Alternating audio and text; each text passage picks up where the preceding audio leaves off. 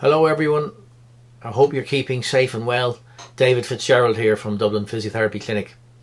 Certainly strange times we're living in here, and I don't intend to bombard you with more information on the COVID-19 outbreak. What I did want to do was give you an update on how we in Dublin Physiotherapy are adapting to the new environment. As many of you who have already had appointments scheduled over the last 10 days know that we took the decision to close the clinic on the 16th of March.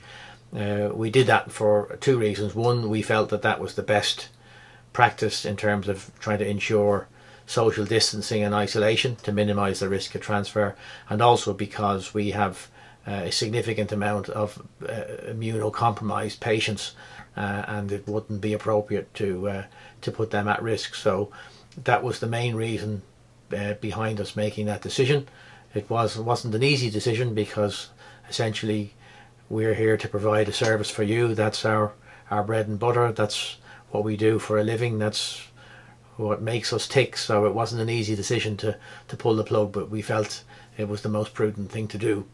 So with that being said, we now have to try to adapt to the new environment, and some of you may have known there's been a massive scramble to try to put in place telehealth, which is basically remote health care, and there's a mad pressure on all the equipment associated with that. Apparently you can't get a webcam for love nor money, or a microphone, but as some of you know, I've been experimenting with this technology for the last few years, and while I certainly haven't mastered it, at least I have that equipment available to us.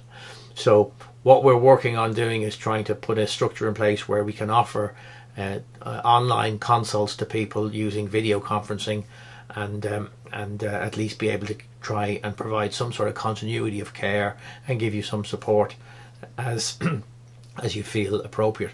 We're still just fine-tuning the smaller points of that, so if you stick with us, we will give you an update in the next day or two. Hopefully we'll have the technology end of that fully organised for you.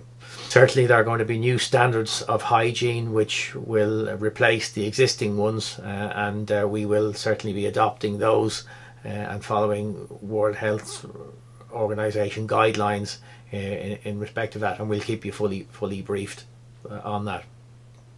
Although the provisional date for a review of the shutdown is 29th of March, I think the general consensus is that that's probably going to be extended for another few weeks. So it's really a case of trying to adapt to the new environment in as quick a way as is possible.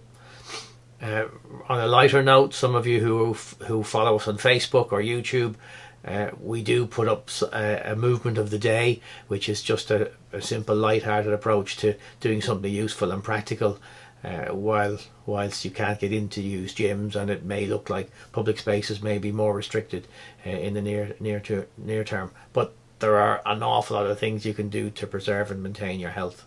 For those that need more specific one-to-one support, we will be putting some general notification out very shortly to offer you the opportunity to do online consults, and we'll try and set up a structure for that. So watch the space and we'll keep you posted. But in the meantime, let's all stick together, look out for one another, and we'll do our best to get through this crisis. I'll see you again on another video. Bye for now.